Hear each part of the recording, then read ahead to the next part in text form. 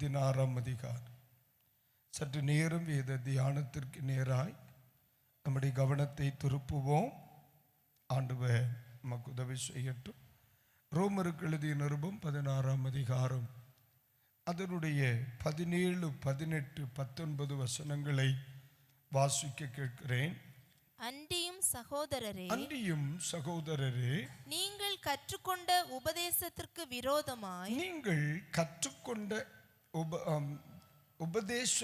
விரோதமாய் பிரிவினைகளையும் இடறல்களையும் உண்டாக்குகிறவர்களை குறித்து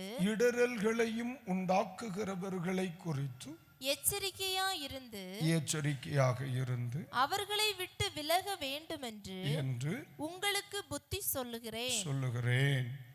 அப்படிப்பட்டவர்கள் நம்முடைய கர்த்தராகிய இயேசு கிறிஸ்துவுக்கு ஊழியம் செய்யாமல் தங்கள் வயிற்றுக்கே ஊழியம் செய்து நய வசனிப்பினாலும் இச்சக பேச்சினாலும் கபடில்லாதவர்களுடைய இருதயங்களை வஞ்சிக்கிறவர்களாய் இருக்கிறார்கள். 19வது வசனம். உங்கள் கீழ்ப்படிதல் யாவருக்கும் தெரிய வந்திருக்கிறது. ஆகையால் உங்களை குறித்து சந்தோஷப்படுகிறேன். ஆனாலும் நீங்கள் நன்மைக்கு ஞானிகளும் தீமைக்கு பேதைகளுமாய் இருக்க வேண்டும் என்று விரும்புகிறேன். அல்லேலூயா. ஆனால் இந்த பகுதியை குறித்து அப்போஸ்தலனாகிய பவுல் எழுதின பின்பு அடுத்த வசனத்தில் அவர் வெளிப்படையாக பேசுகிறார். அதி சீக்கிரத்தில் தேவன் சாத்தானை உங்கள் கால்களுக்கு கீழே நசுக்கி போடுவார். ஒரு ஆமென் சொல்லுவோம். ஆண்டவரே எங்களோடு பேசுங்க. 20வது வசனத்தில் இந்த 19ஆம் வசனத்தில் சொல்லப்பட்டிருக்கிற பகுதியில் கீழ்ப்படிதலை குறித்து பேசுகிறார். அதற்கு முந்தைய வசனங்களில் நாம் சிலருக்கு எச்சரிக்கையாக இருக்க வேண்டும் என்றும் அவர்களை விட்டு விலக வேண்டும் என்றும் பேசிவிட்டு உங்கள் கீழ்ப்படிதல் எங்களை மிகவும் மகிழ்ச்சியடைய பண்ணுகிறது என்று பேசிவிட்டு அடுத்த வார்த்தை சாத்தானை குறித்து பேசுகிறார். அல்லேலூயா. அப்போ இந்த இடத்திலே பரிசுத்த ஆவியானவர் அப்போஸ்தலனாகிய பவுலை நடத்தின விதம், இதற்கு முன் இருக்கிற எல்லா செயலுக்கு பின்னும் யார் இருக்கிறான்? சாத்தான் இருக்கிறான். அல்லேலூயா. அதுதான் இதற்கு முன் கீழ்ப்படிதலை குறித்து சொல்லுகிறார். அதற்கு முன் என்ன செய்கிறார்? வஞ்சிக்கப்படுகிற ஒரு சூழ்நிலைகளை குறித்து பேசுகிறார். அதற்கு முன்னே சிலரை விட்டு விலக வேண்டும் என்று பேசுகிறார். இதெல்லாம் குறித்து பேசினாலும் 20ஆம் வசனத்திலே அவர் சொல்லுகிறார், அது சீக்கிரமாய் சாத்தானை உங்கள் கால்களுக்கு கீழே கர்த்தர் மிதித்து போடுவார், நசுக்கி போடுவார். அப்ப தேவனுடைய பிள்ளைகள் புரிந்து கொள்ள வேண்டும். ஆமென். ஒரு மனிதனுடைய வாழ்வில் கீழ்ப்படியாமைக்கு பின் யாருடைய செயல்பாடு இருக்கிறது? சாத்தானின் செயல்பாடு இருக்கிறது. ஒரு மனிதன் வஞ்சிக்கப்படுவதற்கு பின் சாத்தானின் செயல்பாடு இருக்கிறது. ஒரு மனிதனுடைய உபதேசங்களுக்கு பின் சாத்தானின் செயல்பாடு இருக்கிறது. நம்ம சாதாரணமா பிசாசின் கிரியைகள், கஷ்டப்படுத்துதல், கடன்பட வைத்தல், வியாதிகள் என்று சொல்லுகிறதை மட்டும் நாம் நினைத்து விடக்கூடாது. இந்த சாத்தான் அநேகரை வஞ்சித்து அநேகரை உபதேச பிசகுகளுக்குள்ளேயும் கீழ்ப்படியாமைக்குள்ளேயும் தள்ளிக்கொண்டே இருக்கிறான். அதனால தான் ரோம திருச்சபைக்கு அவர் எழுதும் பொழுது சொல்லுகிறார், உங்கள் கீழ்ப்படிதல் யாவருக்கும் தெரிய வந்திருக்கிறது. அல்லேலூயா.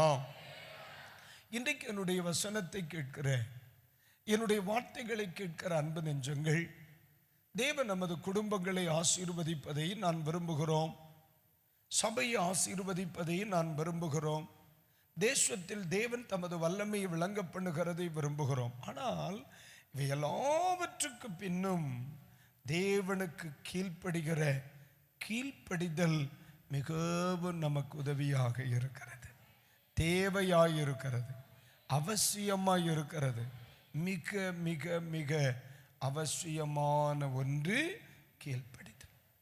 ஆதியாகமத்தின் புஸ்தகம் முதல் வெளிப்படுத்தின விசேஷம் வரையில் எந்த இடத்தில் எல்லாம் தோல்வி, தலைகுனிவு, அவமானம், நிற்க முடியாமை, சத்துருவுக்கு இடம் கொடுத்தல், இந்த நிகழ்வுகள் நடந்திருக்கிறதோ அவைகளுக்கு முன்னே கீழ்ப்படியாமை என்கிற ஒன்று நிச்சயம் இருந்திருக்கும்.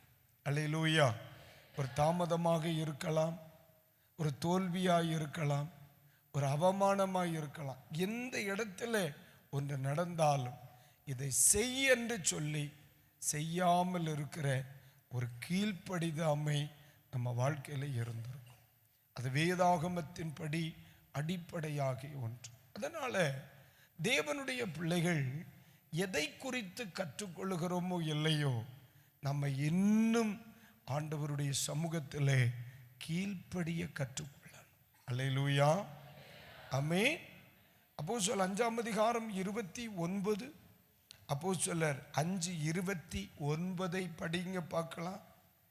5:29. அதற்கு பேதுருவும் மற்ற அப்போஸ்தலரும் மனுஷருக்கு கீழ்ப்படுகிறதை பார்க்கிலும் தேவனுக்கு கீழ்ப்படுகிறதே அவசியமாய் இருக்கிறது. இந்த இடத்துல கடைசி வேர்டை மட்டும் எல்லாரும் சொல்லுங்க. தேவனுக்கு கீழ்ப்படிவது அவசியம். ஒரு முறை கூட சொல்லுங்க, தேவனுக்கு கீழ்ப்படிவது அவசியம்.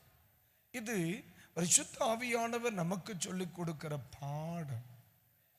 எது எனக்கு அவசியம்? கீழ்ப்படிவது அவசியம்.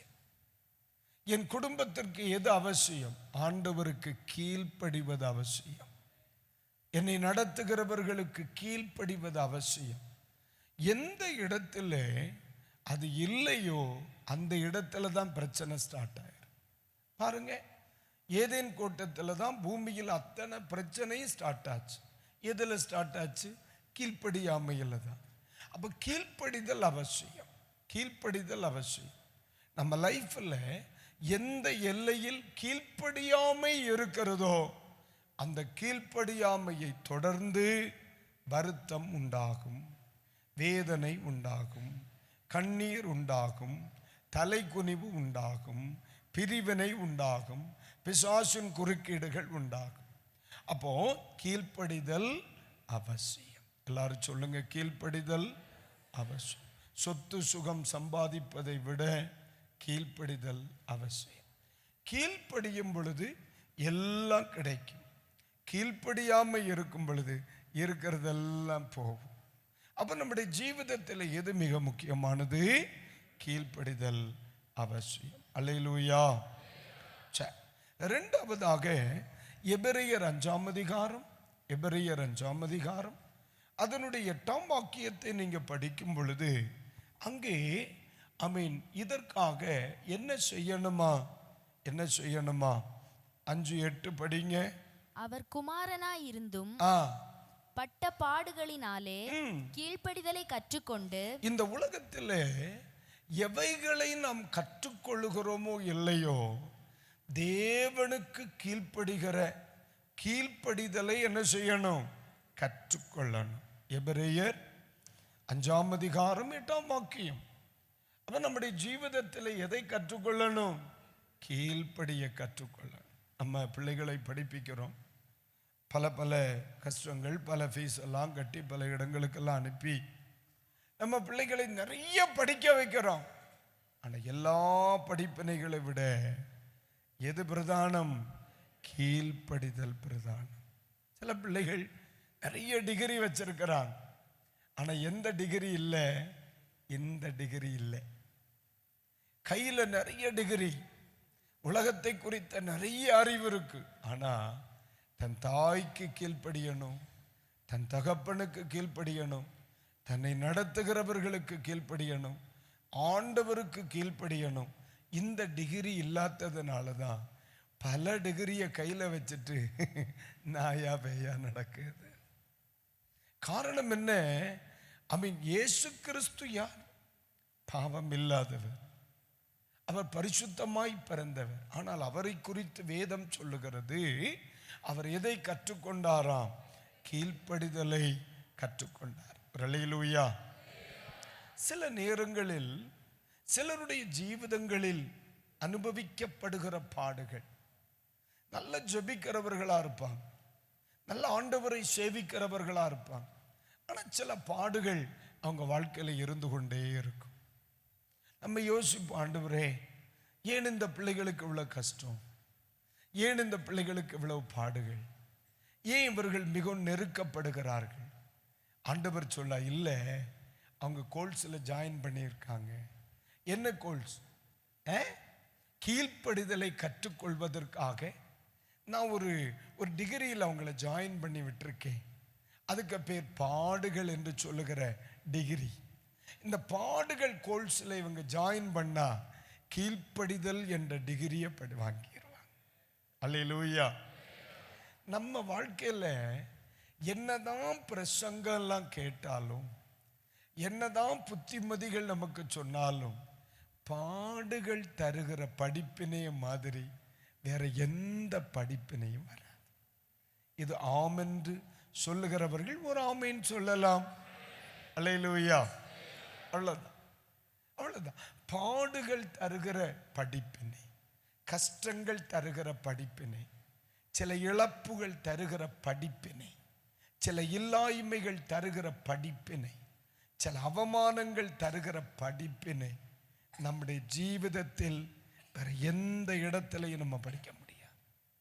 அப்போஸ்தலனாகிய தேவ மனிதனாய் இருக்கிற தாவீதை தேவன் யுத்தத்திற்கு அவர் விரல்களை பழக்குவித்தார் என்று பைபிள் சொல்லுது. நம்ம பள்ளிக்கூடத்தில் இப்போ நிறைய எக்ஸ்ட்ரா கரிக்குலம்ஸ் எல்லாம் வருது. நீச்சல் சொல்லி கொடுக்குறாங்க, அப்புறம் கராத்தே சொல்லி கொடுத்துருக்குறாங்க, அப்புறம் சிலம்பம் சொல்லி கொடுக்குறாங்க, பரதநாட்டியம் நடனம் சொல்லி கொடுக்குறாங்க, என்னம்மா கீபோர்டு இன்ஸ்ட்ருமெண்ட் இசை மீட்ட சொல்லி கொடுக்குறாங்க. இப்படி நிறைய சொல்லி கொடுக்குறாங்க. ஆனால் எங்கேயுமே தராத கீழ்ப்படிதல் ஒரு மனிதன் அனுபவிக்கிற பாடுகள் அவனை கற்றுக் கொடுக்கும். அல்லேலூயா. நம்ம உடனே சில நேரங்களில் சில மனிதனுடைய வாழ்க்கையில் அவன் வாழ்க்கையில் பாடுகளை கண்டவுடனே நம்ம உடனே இயேசுவின் நாமத்தில் இந்த பிள்ளைகளுக்கு விரோதமாக இருக்கிற பாடுகள், நாங்கள் எல்லாம் செய்கிற தவறு இது. பாடுகள் மாறுவதாக, பிரச்சனைகள் மாறுவதாக, போராட்டங்கள் மாறுவதாக, இந்த வருத்தங்கள் மாறுவதாக இயேசுவின் நாமத்திலே என்று நாங்கள் கடிந்து கொண்டு ஜெபம் பண்ணுவோம். அது எங்களுடைய ஞான குறைவுகள். ஆண்டவர் சொல்லுகிறார், மாறாதடா. ஏன்? அவனுக்குள்ள அல்லது அவளுக்குள்ள நான் எதிர்பார்க்கிற கீழ்ப்படிதல் இல்லை. அதனால இந்த பாடுகளின் வழியாய் அவனை நடத்தி நான் எதிர்பார்க்கிற கீழ்ப்படிதலை அவனுக்குள் அல்லது அவளுக்குள் அல்லது அவர்களுக்குள் உருவாக்க நான் திட்டமிட்டு ரிஸ்க் எடுத்து இந்த கோல்ஸில் அவனை சேர்த்திருக்கேன். எப்படி எப்படி எப்படி ரொம்ப ரிஸ்க் எடுத்து தான் இந்த கோல்ஸில் அவனை சேர்த்திருக்கேன். இது ஜெபத்தால் மாறாது. அட்மிஷன் எடுக்கவே எவ்வளோ கஷ்டப்பட்டேன்னு தெரியுமா? நீ ஒரு ஜெபத்தில் அவனை டிஸ்கண்டினியூ பண்ணலான்னு பார்க்குறியா? நீ இந்த பாடுகள் அவனை யாராக உருவாக்குகிறது? கீழ்ப்படுகிறவனாக. அப்ப இவன் கற்றுக்கொள்ளுகிற காலம், இவன் கற்றுக்கொள்ளுகிற காலம் இது. அது அவனை நான் கற்றுக்கொள்ள வச்சிருக்கேன். அதுதான் இவ்வளவு கஷ்டம் அவனுக்கு. அப்ப நம்முடைய வாழ்க்கையில் ஒன்று புரிந்து கொள்ளணும், எல்லா பாடுகளும் பிசாசு தருகிறது அல்ல. ஆமென். நம்ம எல்லாம் சாதாரணமாகவே மனசுல ஒன்று, நல்லதா நடக்கிறதெல்லாம் கர்த்தர் தருகிறது, தப்பா நடக்கிறதெல்லாம் பேய் கொண்டு வர்றது. இப்படி நமக்கு ஒரு ஒரு ஒரு ஒரு கருத்து இருக்கிறது, ஒரு கருத்து இருக்கிறது. நல்லதா நடக்குதா, ஹல்லேலூயா, தேங்க்யூ லார்ட், நன்றி அப்பா அப்படின்றுவோம். அதே நேரத்தில் நம்ம விரும்பாத ஒரு காரியம் நடந்துருச்சுன்னா, ஐ கண்டிப்பா இது யாரோ ஏதோ பிசாசு பார்த்த பார்வை தான், நம்ம உடனே அதுக்கு ஒரு ஜட்ஜ்மெண்ட் கொடுத்துருவோம். ஆனா பைபிள் சொல்லுது இல்லை, நம்மை ஆண்டவர் எதிர்பார்க்கிற பாடுகளை கற்றுக் கொடுப்பதற்காக எவைகளுக்கு உட்படுத்துகிறார்? பாடுகளுக்கு அவர் உட்படுத்துகிறார். அல்லேலூயா, ஆமென்.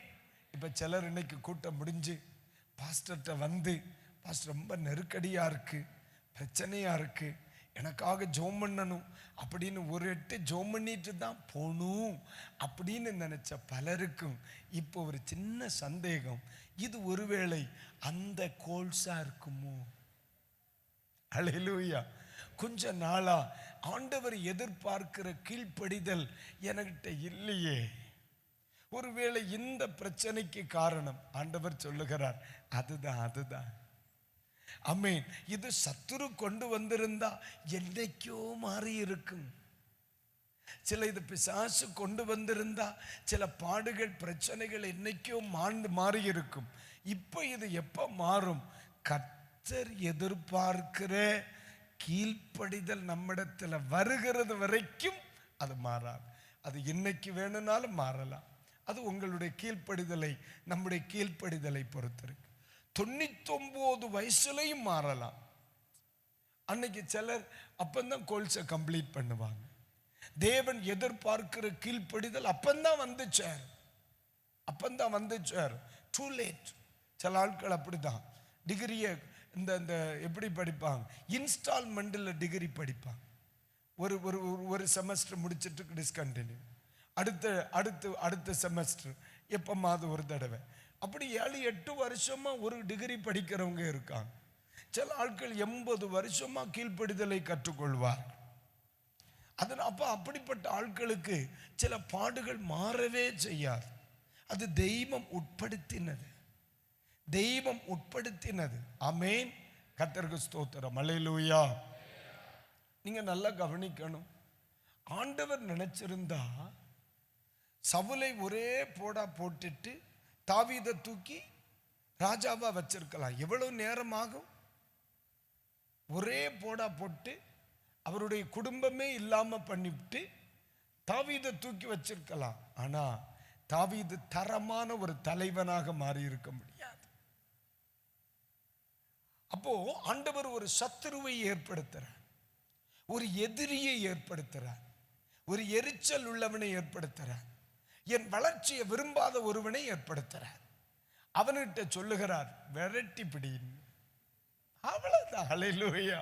விரட்டி இருக்க விடல. சவுல் படாத பாடுபடுத்துறார். ஓடி ஓடி ஓடி ஓடி ஓடி ஓடி அந்த குறிப்பிட்ட காலங்களிலே அந்த மனிதன் தன் கைகளை போருக்கு பழக்குவித்துக் கொண்டான். ஒரு அல்லேலூயா. அப்ப நீங்க நல்லா கவனிக்கணும், தேவன் நம்மை படிப்பிக்கிறார். கர்த்தருக்கு ஸ்தோத்திரம். அதனால தான் பைபிள் சொல்லுது, எல்லாவற்றுக்காக நம்ம என்ன செய்யணும்? ஸ்தோத்திரம் பண்ணணும். ஏன்னா ஒருவேளை இது என்னை படிப்பிப்பதற்காக இருக்கலாம்ல, ஒருவேளை இந்த கஷ்டங்கள் என்னை தேவ சமூகத்தில் கிட்டி வருவதற்காக இருக்கலாம் அல்லவா? அதனால கீழ்ப்படிதலை கற்றுக்கொள்ள நம்ம எப்போதும் கற்றுக்கொள்ளுகிற மனம் இருந்தால் கற்றுக்கொள்ளுகிறவன் பெற்றுக்கொள்வான். எப்படி கற்றுக்கொள்ளுகிறவன் பெற்றுக்கொள்வான். ஜீவிதத்திலே கற்றுக்கொள்ள வேண்டும். பிலிப்பியர் 2:8 இன்னொரு காரியத்தை நாம் வாசிக்க போகிறோம். பிலிப்பியர் 2:8 படிங்க. அவர் மனுஷ ரூபமாய் காணப்பட்டு மரண பரியந்தம் அதாவது சிலுவையின் மரண பரியந்தமும் கீழ்ப்படிந்தவராகி தம்மை தாமே தாழ்த்தினார். ஒரு அல்லேலூயா. இது எதை காண்பிக்கிறது? இயேசு கிறிஸ்து தன்னை கீழ்ப்படிவதற்கென்று ஒப்பு கொடுக்கிறார். 3 காரியம். 1, அவசியம் என்பதை உணரணும். 2, கற்றுக்கொள்ளும் மனம் வேண்டும். 3ஆவதாய் ஒப்பு கொடுக்கணும். Praise the Lord. Hallelujah. Amen. இப்போ நீங்க நல்லா கவனிங்க. ஆண்டவர் எல்லாரையும் காமனா அழைப்பார். ஆண்டவருடைய அழைப்பு என்பது ரொம்ப பொதுவானது. அதில் அந்த அழைப்பிற்கு எவனொருவன் உண்மையாய் ஒப்பு கொடுக்கிறானோ அவனை தனிமைப்படுத்தும். அப்புறம் அவனுக்கு இன்ஸ்ட்ரக்ஷன் கொடுப்பார். அதுல எவன் ஒருவன் ஒப்பு கொடுப்பானோ அவனை தனிமைப்படுத்துவார். அடுத்து அவனுக்கு இன்ஸ்ட்ரக்ஷன் கொடுப்பார். அப்புறம் அவன் அதுல கீழ்ப்படுகிறவனை தனிமைப்படுத்துவார். நீங்க நல்லா கவனிக்கணும், கீழ்ப்படிய தான் இன்ஸ்ட்ரக்ஷன் அதிகமாகும். அல்லேலூயா. நம்ம என்ன நினைப்போம்? கீழ்ப்படியாதவர்களுக்குள்ள இன்ஸ்ட்ரக்ஷன் அதிகமாகணும், கீழ்ப்படியாதவர்களுக்கெல்லாம் நிபந்தனைகள் அதிகமாகணும். தேவனுடைய தியரி அப்படி அல்ல. ஒரு லெவல்ல கீழ்ப்படிஞ்சு உள்ள வருகிறவனுக்கு இன்னும் இன்ஸ்ட்ரக்ஷன், அடுத்த லெவல்ல அவன் கீழ்ப்படியும் பொழுது இன்னும் இன்ஸ்ட்ரக்ஷன். ஆண்டவர் உங்களிடத்திலே எதிர்பார்ப்பு வைத்திருந்தால் அநேக நிபந்தனைகளுக்கு உங்களை ஒப்பு கொடுப்பார், கீழ்ப்படிதலை எதிர்பார்ப்பார். அல்லேலூயா. ஆமென். தேவன் அதுதான் ரொம்ப கவனிப்பார். நீங்க நினைப்பீங்க, ஆண்டவரே நான் இவ்வளவு என்னை அர்ப்பணித்து விடுகிறேன், இன்னும் எனக்கு இன்ஸ்ட்ரக்ஷனா? இன்னும் நான் ஆண்டவருக்கு என்னை அர்ப்பணித்து இருக்கிறேன், இன்னும் எனக்கு இன்ஸ்ட்ரக்ஷனா? ஆண்டவர் சொல்லுகிறார், ஆம். ஏன் தெரியுமா? உன்னை முழுவதுமாய் ஒப்பு கொடுக்கிறது வரையிலும் நான் உன்னை இன்னும் உருவாக்கி கொண்டே இருப்பேன். கர்த்தருக்கு ஸ்தோத்திரம் சொல்லுங்க. அல்லேலூயா, அல்லேலூயா. பரிசுத்த வேதாகமத்தின் அடிப்படையில் நான் இந்த பகுதிகளை பல கோணங்களில் உங்களுக்கு முன் வைத்த நினைவு எனக்கு இருக்கிறது. ஆனால் இந்த செய்தி ஆரம்பித்து மட்டும்தான் விட்டிருக்கிறேன். செய்திக்குள் இதுவரை செல்லவே இல்லை. அநேகர் ஏன் அவர்களால் கீழ்ப்படிய முடியல? கீழ்ப்படிய ஏன் முடியல? பல காரணங்கள். ஒன்று, அவர்களுக்குள் மறைந்திருக்கிற பாவம் அவர்களை கீழ்ப்படிய விடாது. 2, மனம் புதிதாக்கப்படவில்லை என்றால் அவர்களால் கீழ்ப்படிய முடியாது. கீழ்ப்படுத்தப்படாத மாம்சம் அவர்களில் இருக்குமானால் அவர்களால் கீழ்ப்படிய முடியாது. ஒரு ஆமென் சொல்லுங்க. பாவத்தை குறித்து பேசினேன். பாவம் ஒரு மனிதனுக்குள் பலகீனப்படவில்லை என்றால், ஒருவன் பாவத்திற்கு மரித்து நீதிக்கு பிழைக்கவில்லை என்றால் அவனால் கீழ்ப்படிய முடியாது. அல்லேலூயா. 18 படிங்கம்மா. அது எப்படி எனில் என்னிடத்தில் அதாவது என் மாம்சத்தில் நன்மை வாசமா இருக்கிறதில்லை என்று நான் அறிந்திருக்கிறேன். நன்மை செய்ய வேண்டுமென்கிற விருப்பம் என்னிடத்தில் இருக்கிறது. நன்மை செய்யணும்னு விருப்பம் எனக்குள்ள இருக்கு. நன்மை செய்வதோ என்னிடத்தில் இல்லை. காரணம் என்ன? ஆதலால் நான் விரும்புகிற நன்மையை செய்யாமல் விரும்பாத தீமையையே செய்கிறேன். ஆமென். அல்லேலூயா, அல்லேலூயா. 20வது வசனத்தை கூட படிச்சிருமா? அந்தபடி நான் விரும்பாததை நான் செய்தால் நான் அல்ல எனக்குள்ளே வாசமாயிருக்கிற பாவமே அப்படி செய்கிறது. கைகளை உயர்த்தி ஒரு அல்லேலூயா. அதனாலதான் பாவத்திலிருந்து மனிதன் விடுவிக்கப்படவே. பாவத்திலிருந்து விடுவிக்கப்படவில்லை என்றால் அவனால் தேவன் விரும்புகிற கீழ்ப்படிதலில் வளர முடியாது. தேவன் விரும்புகிற கீழ்ப்படிதல்ல வளர முடியாது. அது அவன் நினைச்சா கூட அவனால் கீழ்ப்படிய முடியாது. அவன் நினைச்சா கூட. அதனாலதான் ஆண்டவர் எப்பொழுதுமே ஒரு மனிதனுடைய வாழ்க்கையில ஆண்டவர் உள்ள வர்றாருன்னா முதல்ல பாவத்தின் நுகத்தை முறிப்பார். ஏன்னா பாவத்தின் நுகம் முறிக்கப்படுகிறது வரையிலும் அவனில் நன்மை வாசமாயிராது. நன்மை செய்ய வேண்டும் என்ற எண்ணம் இருந்தாலும் அவனால் செய்ய முடியாது. காரணம், அந்த பாவம் அவனை மறுபடியும் தீமைக்கு நேராகவே நடத்தி கொண்டே இருக்கும். அல்லேலூயா.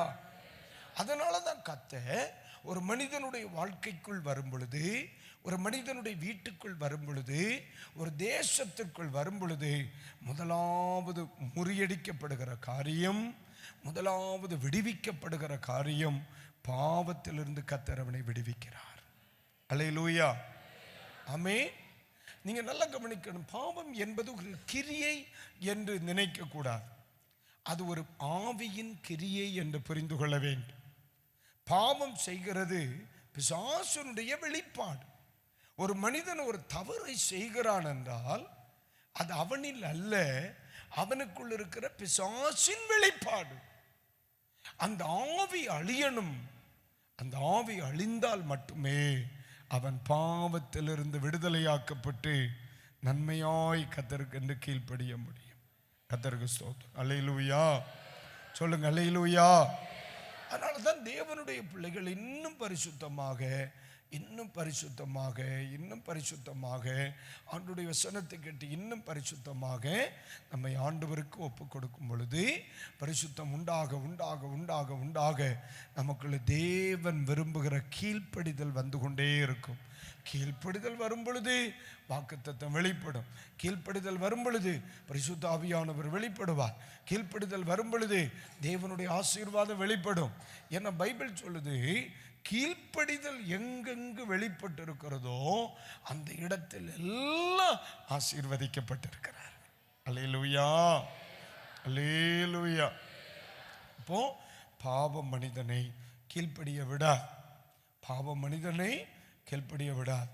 கர்த்தருக்கு ஸ்தோத்திரம். அதனால தான் பாவத்திற்கு ஒரு நாள் இடம் கொடுக்க கூடாது, பிசாசுக்கு ஒரு நாளும் இடம் கொடுக்கக்கூடாது. கர்த்தர் நமக்கு உதவி செய்வார். ஆமென். ஒரே ஒரு காரியத்தை கூட சொல்லுவோம். நம்மை கீழ்ப்படிய விடாத காரியம் ஒன்று, 2 நாளாகமத்தின் புஸ்தகம் 10ஆம் அதிகாரத்தை எடுங்க. 10ஆம் அதிகாரத்தை எடுங்க. அதனுடைய 5 முதல் 12 வரையிலான வசனங்கள் எடுத்துக்கொள்ளுங்க. முதல்ல எழுதுங்க. 2 நாளாகமத்தின் புஸ்தகம் 10ஆம் அதிகாரம், 10ஆம் அதிகாரம் அதனுடைய எத்தனை வசனம்? என்ன சொன்னேன் மக்களே? 5 முதல் 12 வரை. அப்ப நீங்க பார்க்கலாம். அதற்கு அவன், நீங்கள் 3 நாளைக்கு பிற்பாடு திரும்ப என்னிடத்தில் வாருங்கள் என்றான். அப்படியே ஜனங்கள் போயிருந்தார்கள். அப்பொழுது ராஜாவாகிய ரெகோபெயாம் தன் தகப்பனாகிய சாலமோன் உயிரோடு இருக்கையில் அவன் சமூகத்தில் நின்ற முதியோரோடு ஆலோசனை பண்ணி இந்த ஜனங்களுக்கு மறு உத்தரவு கொடுக்க நீங்கள் என்ன ஆலோசனை சொல்லுகிறீர்கள் என்று கேட்டான். அதற்கு அவர்கள் நீர் இந்த ஜனங்களுக்கு தயவையும் பட்சத்தையும் காண்பித்து அவர்களுக்கு நல் வார்த்தைகளை சொல்வீரானால் என்றைக்கும் அவர்கள் உமக்கு ஊழியக்காரராய் இருப்பார்கள் என்றார்கள். ஒரு அல்லேலூயா சொல்லுங்க. அல்லேலூயா. இந்த இடத்திலே சாலமோனுடைய மகன் அரசனாக இருக்கிறார். நீங்க நல்லா கவனிக்கணும். எது கீழ்ப்படிதலுக்கு தடையாக இருக்கும்? ஏன் ஒரு மனிதனால் கீழ்ப்படிய முடியவில்லை? ஏற்கனவே நாம் சொன்னோம், பாவம் ஒரு மனிதனில் மறைந்து இருக்குமானால் அவனால் கீழ்ப்படிய முடியாது. பாவத்தின் வல்லமை, விடுவிக்கப்படாத பாவத்தின் நிலைப்பாடுகள் ஒரு மனிதனில் இருந்தால் அவனால் கீழ்ப்படிய முடியாது. இந்த இடத்திலே சாலமோனுடைய மகன் அவருக்கு பின் ராஜாவாய் மாறுகிறார். இப்ப என்ன நடக்குது? மக்கள் எல்லாரும் சாலமோனின் நிமித்தம் ரொம்ப வருத்தப்பட்டிருக்காங்க. என்ன பிரச்சனை? தேவாலயத்தை கட்டினார், அரண்மனைகளை கட்டினார், கோட்டைகளை கட்டினார். அது எல்லாம் கன்ஸ்ட்ரக்ஷன் தான். எல்லாருக்கும் ராத்திரி பகலா வேலை, ராத்திரி பகலா வேலை. மக்களை ஒரு வழி பண்ணிவிட்டார். இப்படியே ஓடுது. அப்படியே டென்ஷன், மக்களை அதிகமாக வருத்தப்படுத்துற. இப்போ அவருடைய காலத்திற்கு பிறகு அவருடைய மகன் எழும்பி வர்றார். உடனே மக்கள் எல்லாரும் வந்து சொல்றாங்க, ஐயா, உன்னுடைய தகப்பனார் காலத்தில் நாங்கள் ரொம்ப கஷ்டப்பட்டோம். உம்முடைய காலங்களில் நேரங்களை லகுவாய் நடத்த நீர் விரும்பினார், நீர் ஒத்துழைத்தார். நாங்கள் என்ன செய்யலாம்? உம்மோடு கூட டிராவல் பண்ண நாங்கள் ஓகே அப்படின்னு சொல்கிறேன். இப்போ அவர் சாலமோனுடைய மகனுக்கு ஒரு நிர்பந்தமான நிலை. மக்களுக்கு உத்தரவு சொல்லணும், மக்களுக்கு உத்தரவு சொல்லணும். இல்லைப்பா, அப்பா கஷ்டப்படுத்தின மாதிரி உங்களை நான் என்ன செய்ய மாட்டேன், கஷ்டப்படுத்த மாட்டேன். நான் என்ன பண்ணுறேன், உங்களை நான் பாதுகாத்துக்கிடலாம், உங்களை நான் ரொம்ப டென்ஷன் கொடுக்கறது இல்லை என்று மக்களை லகுவாக நடத்தினால் இப்போ மக்கள் அவங்க கூட நிற்பாங்க. இல்லை, அப்பா மாதிரியே தான் நானும் அப்படின்னு சொல்லி கொடி பிடிச்சா நாடுகளிலே பிரச்சனை வர வாய்ப்பு இருக்கிறது. இப்ப நிர்பந்தமான நிலைமையில் சாலமோனுடைய மகன் அகப்படுகிறார். உடனே சரிப்பா நீங்க போயிட்டு 3 நாள் கழிச்சு வாங்க, நான் உங்கள்கிட்ட உத்தரவு சொல்றேன் அப்படின்னு சொல்லி இவர் என்ன செய்கிறார், அப்பா காலத்தில் அரசபையில் இருந்த வயது முதிர்ந்தவர்களை பார்த்து கேட்கிறார், ஐயா இப்படி கேட்டிருக்காக நான் என்ன உத்தரவு சொல்ல. உடனே அவர்கள் என்ன ஆலோசனை கொடுக்கறாங்க, அது எத்தனாவது வசனம் மக்களே? அவங்க கொடுக்கிற ஆலோசனை என்ன? 7வது வசனம். அதற்கு அவர்கள், நீ இருந்த ஜனங்களுக்கு தயவையும் பட்சத்தையும் காண்பித்து அவர்களுக்கு நல்ல வார்த்தைகளை சொல்லுவீரானால் என்றென்றைக்கும் அவர்கள் உம்முடைய ஊழியக்காரராக இருப்பார்கள். என்ன வார்த்தை அழகா, நீங்க அவர்கிட்ட பட்சமா இருங்க, இயல்பா பேசுங்க. நீங்க அவர்களை இல்லப்பா நான் உங்களுக்கு சிரமம் தரமாட்டேன். நல்ல தலைமைத்துவம் என்பது சிரமப்படுத்தி பலன் வாங்குவதல்ல, சந்தோஷப்படுத்தி பலன் வாங்குவதாகும். அம்மை புரியுதா இல்லையா? அப்போ இந்த இடத்துல நீர் அப்படி சொல்லும், எல்லாரும் உமக்கு வேலைக்காரர்களா இருப்பாங்க, ஊழியக்காரங்களா இருப்பாங்க அப்படின்னு ஒரு சொல்லி கொடுக்கிறார். உடனே அடுத்த ஆமீன் 8ஆம் முதியோரோடு சொன்ன ஆலோசனையை அவன் தள்ளிவிட்டு தொடர்ந்து படிங்க. வளர்ந்தவர்களும் தன்னோடு வளர்ந்தவர்களும் சமூகத்தில் நிற்கிறவர்களும் ஆகிய வாலிபரோட ஆலோசனை பண்ணி, அடுத்து இவன் என்ன செய்யறான் பாருங்க, தன்னோடு கூட வளர்ந்த எப்பொழுதும் தன் சமூகத்தில் நிற்கத்தக்க வாலிபர்களோடு ஆலோசனை பண்ணி அவர்களை நோக்கி உம்முடைய தகப்பன் எங்கள் மேல் வைத்த நுகத்தை லகுவாக்கும் என்று என்னிடத்தில் சொன்ன இந்த ஜனங்களுக்கு மறு உத்தரவு கொடுக்க நீங்கள் என்ன ஆலோசனை சொல்லுகிறீர்கள் என்று கேட்டான். அவனோடே வளர்ந்த வாலிபர் அவனை நோக்கி என்ன சொல்றாங்கன்னு பாருங்க, உம்முடைய தகப்பன் எங்கள் நுகத்தை பாரமாக்கினார், நீர் அதை எங்களுக்கு லகுவாக்கும் என்று உம்மிடத்தில் சொன்ன இந்த ஜனத்திற்கு நீர் சொல்ல வேண்டியது என்னவென்றால் என் சுண்டு விரல் என் தகப்பனுடைய இடுப்பை பார்க்கிலும் பருமனாய் இருக்கும். அல்லேலூயா. நல்லா இருக்குல்ல? பசங்க சொல்ற ஆலோசனை என்ன? என்னுடைய சுண்டு விரல் என் தகப்பனுடைய இடுப்பை பார்க்கிலும் எப்படி இருக்குமா? பருமனாய் இருக்குமா? இப்போதும் என் தகப்பன் பாரமான நுகத்தை உங்கள் மேல் வைத்தார், நான் உங்கள் நுகத்தை அதிக பாரமாக்குவேன். என் தகப்பன் உங்களை சவுக்குகளினாலே தண்டித்தார், நான் உங்களை தேள்களினாலே தண்டிப்பேன் என்று சொல்லும் என்றார்கள். கைகளை உயர்த்தி ஒரு அல்லேலூயா, அல்லேலூயா. அப்புறம் 3வது நாள் மக்கள் எல்லாம் வர்றாங்க. 13வது வசனத்தை படிங்க. ராஜாவாகிய ரெகோபெயாம் முதியோர் ஆலோசனையை தள்ளிவிட்டு அவர்களுக்கு கடினமான உத்தரவு கொடுத்தான். வாலிபருடைய ஆலோசனையின்படியே அவர்களோடு பேசி, என் தகப்பன் உங்கள் நுகத்தை பாரமாக்கினார், நான் அதை அதிக பாரமாக்குவேன். என் தகப்பன் உங்களை சவுக்குகளினாலே தண்டித்தார், நான் உங்களை தேள்களினாலே தண்டிப்பேன் என்று சொன்னான். 16ஆம் வசனத்துல ராஜா தங்களுக்கு செவி கொடாததை இஸ்ரவேல் எல்லாரும் கண்டபோது என்ன நடக்குது பாருங்க. ஜனங்கள் ராஜாவுக்கு மறு உத்தரவாக தாவீதோட எங்களுக்கு பங்கேது. நல்ல கவனிங்க, வந்துருதா? தாவீது ராத்திரி பகலாக பாடுபட்டு கட்டின ஒரு பெரிய சாம்ராஜ்யம், ஒரு பெரிய ஊழியம், ஒரு பெரிய ஜாதி, ஒரு பெரிய ஜனம், இதெல்லாம் ஒரே நாளில் ஒத்த வார்த்தையில போகுது பாருங்க. அவங்க என்ன வேர்டு சொல்றாங்க பாருங்க. ஈசாயின் குமாரனிடத்தில் எங்களுக்கு சுதந்திரம் இல்லை, இஸ்ரவேலே உன் கூடாரங்களுக்கு போய்விடு. இப்போது தாவீதே உன் சொந்த வீட்டை பார்த்துக்கொள் என்று சொல்லி இஸ்ரவேலர் எல்லாரும் தங்கள் கூடாரங்களுக்கு போய்விட்டார்கள். கைகளை உயர்த்தி ஒரு அல்லேலூயா. இப்ப இஸ்ரவேல் 2ஆ பிரியுது. யூதா என்றும் இஸ்ரவேல் என்றும் 10 கோத்திரம் வெளியே போகிறது. 2 கோத்திரம் மட்டும் எருசலேமை சார்ந்து நிற்கிறது. இதுக்கு என்ன காரணம்? இந்த இடத்துல எதிர்பார்க்கிற ஒரு கீழ்ப்படியாமை வருவதற்கு காரணம் இந்த மனிதனோடு இருந்த, இவன் பேர் என்ன? ரெகோபயாம். இன்னொருவன் ராஜா வருவார், அவர் எரோபயாம். ஓகே, இது ரெகோபயாம். அப்ப இந்த ரெகோபயாம் அவனோடு வைத்திருந்த தரமற்ற உறவுகள், சொல்லுங்க அந்த வார்த்தைய, தரமற்ற உறவுகள் என்னை கீழ்ப்படிய விடாமல் செய்து விட்டது.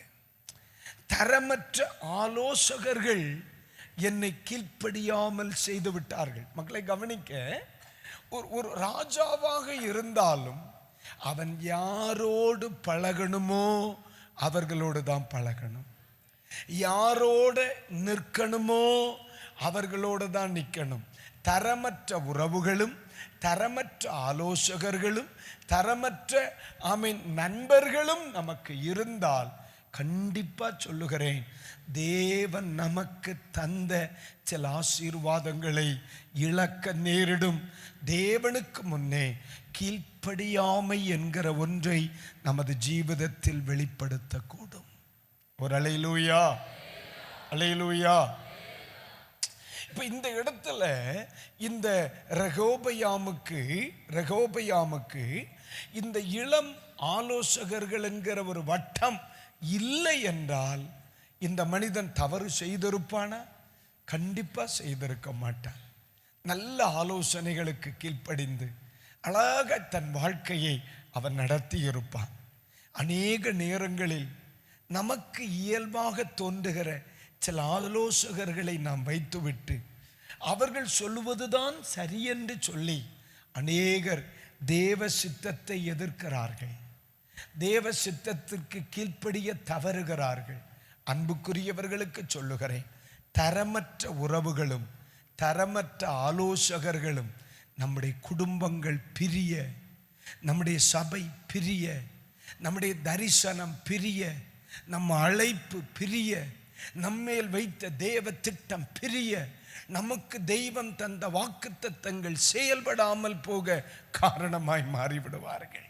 அல்லேலூயா, அல்லேலூயா. அதனாலதான் அப்போஸ்தலனாகிய பவுல் தீமோத்தேயுவுக்கு சொல்லும் பொழுது, ஓரிரு தரம் புத்தி சொல்லு, அவர்களை விட்டு நீ விலகு என்று சொல்லிவிடுவார்.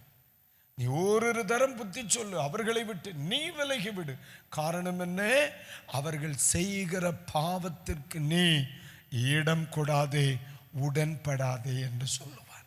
இன்றைக்கு ராத்திரியிலே கீழ்ப்படிதல் எனக்கு தேவை, ஆனால் ஏன் எனக்கு முடியவில்லை?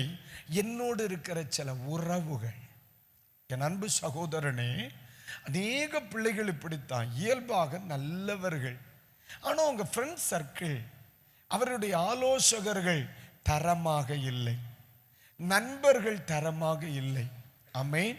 கடந்த ஞாயிற்றுக்கிழமை ஒரு தம்பி ஜெபிக்க வந்திருந்தான். அவனை குறித்து அவனுக்காக ஜெபித்து விட்டு ஆண்டவர் அவனை குறித்து சொன்னார், இல்லை, உன்னுடைய நண்பர்கள் தரமாக இல்லை என்று சொன்னார். உன்னுடைய இத்தனை பின்னடைவுக்கு காரணம் உன் சிநேகிதர்கள். ஆனால் அதில் ஒரு வார்த்தை ஆண்டவர் சொன்னார், உன்னோடு நெருங்கி பழகிறவர்கள் எல்லாம் தனக்கென்று ஒரு நிலைப்பாட்டை வைத்துவிட்டு பழகுகிறார்கள், நீ மட்டும் நடுத்தெருவில் நிற்கிறாய் என்று சொன்னார்.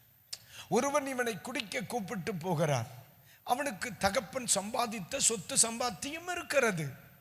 ஒருவன் இவனை கூப்பிட்டு அழைக்க சொல்லுகிறான் மதுபானத்திற்கு, அவனுக்கு ஒரு வியாபாரம் இருக்கிறது என்று வைத்து விடுங்கள். இவனுக்கு எதுவுமே இல்லை, இவனுக்கு ஒன்னே ஒன்று, குடிக்கிற பழக்கம் மட்டும்தான். வாழ்க்கை முழுவதும் சிதைந்து விடுகிறது. நண்பன் கூப்பிட்டான், நண்பன் கூப்பிட்டான், நண்பன் கூப்பிட்டான். இன்னைக்கு அநேகர் அப்படித்தாங்க. நம்மோடு கூட இருக்கிறவர்கள், நம்மோடு கூட பழகுகிறவர்கள், நம்மோடு கூட ஆலோசகர்கள் இருக்கிறாங்க இல்லை, இவங்க அநேக நேரங்களில் தேவ சித்தத்திற்கு மாறான முடிவுகளை நாம் எடுக்க காரணமாகிறார்கள். கைகளை உயர்த்தி ஒரு அல்லேலூயா சொல்லுங்க, அல்லேலூயா. இங்க ரொம்ப கவனமா இருக்கணும். இந்த டிராவல், இந்த திட்டமிடுதல் இயேசுவின் வாழ்வில் கூட இருக்கு. பேதுரு, யாக்கோபு, யோவான், இவங்க 3 பேர் தான் இயேசு ரொம்ப இம்பார்ட்டண்டா வச்சிருந்தார். மினிஸ்ட்ரியில ரொம்ப முக்கியமா வச்சிருந்தது இவர்கள் தான். இவர்களில் ஒருவனை சாத்தான் தவறான ஆலோசகனாக மாற்றி இயேசுவை தேவ சித்தத்தை விட்டு வழிவிலக பண்ண முயற்சிக்கிறார். அவர் யார்? பேதுருவின் மூலமா இயேசுவோடு நெருங்கி பழகுகிறார்கள். அவர்களில் ஒருவனை ஆமீன் பிசாசு கையில் எடுக்கிறான். எதற்கு? இயேசுவை வழிதெருப்ப. எப்படி கூட அப்படியெல்லாம் உமக்கு நேரிடுவது இல்லை, நீர் இப்படி பேசக்கூடாது. அப்ப தேவ சித்தத்திற்கு அடுத்த காரியங்களை இயேசு செயல்பட முன் வரும் பொழுது சில சிநேகிதர்கள், சில உறவுகள் உங்களை வழிதிருப்போம். ஒரு நாளும் யெரொபெயாம் செய்த தவறை நாம் செய்யக்கூடாது. தவறான ஆலோசனைகளும் தவறான உறவுகளும் நம்மை தேவ சித்தத்தை விட்டு, கீழ்ப்படிதலை விட்டு விலக பண்ணும். கர்த்தருக்கு ஸ்தோத்திரம் சொல்லுங்க, ஸ்தோத்திரம் பண்ணுங்க, ஸ்தோத்திரம். அல்லேலூயா, அல்லேலூயா. தவறான ஆலோசகர்களினால் இடறி போனவர்கள் நிறைய, கெட்டு போனவர்கள் நிறைய. அது வராதபடி கர்த்தர் காப்பாராக. ஒரு கணம் முழங்கால் படியிடுங்கள், ஜெபிப்போம். கீழ்ப்படிதல் கற்றுக்கொள்ள வேண்டும். கீழ்ப்படிதல் நமக்கு அடையாளமா இருக்கணும். இந்த இரவு நேரத்தில் ஆண்டவர் சொல்கிறார், என் அன்பு பிள்ளைகளே, நீங்கள் கீழ்ப்படிந்தால், ஆண்டவர் ஆதாமனுடைய மூத்த மகனுக்கு சொல்லுகிறார், நீ நன்மை செய்தால் மேன்மை இல்லையோ? எது நன்மை? நீ கீழ்ப்படிந்தால் உனக்கு மேன்மை இல்லையோ? என் மகனே, இன்றைக்கு பகல், இன்றைக்கு ராத்திரி தேவ சமூகத்தில் ஒன்று கீழ்ப்படிய ஒப்பு கொடுக்கணும். தம்பிமா, கோபப்படுகிறது யாரிடத்திலிருந்தோ கற்றுக்கொண்ட சில கீழ்ப்படியாமை, உன் சிநேகிதனிடத்திலிருந்து கற்றுக்கொண்ட சில கீழ்ப்படியாமை நீ அப்படியே உன் வீட்டுக்குள்ள அப்ளை பண்ற. யாரோ ஒருவரிடத்தில் கற்றுக்கொண்ட அந்த கீழ்ப்படியாமைய நம்ம சபைக்குள்ள, நம்ம ஆவிக்குரிய உலகத்துக்குள்ள நீங்க கொண்டு வருகிறீங்க. அது நல்லதல்ல. தாவீது கட்டினார், சாலமோன் தற்காத்தான். ஆனா ரெகொபெயாமால் அதை நிலைநிறுத்த முடியல. காரணம் என்ன? தவறான உறவுகள் கீழ்ப்படிதலுக்கு தடை. தவறான உறவுகள் கீழ்ப்படிதலுக்கு தடை. தவறான ஆலோசகர்கள் கீழ்ப்படிதலுக்கு தடை. அதனாலதான் பைபிள் சொல்லுது, துன்மார்க்கனுடைய ஆலோசனையில் நடவாமலும், பாவிகளின் வழியில் நில்லாமலும், பரியாசக்காரன் உட்காரும் இடத்தில் உட்காராமலும், கர்த்தருடைய வேதத்தில் பிரியமாயிருந்து இரவும் பகலும் தியானமாயிருக்கிற மனுஷன் பாக்கியவான்.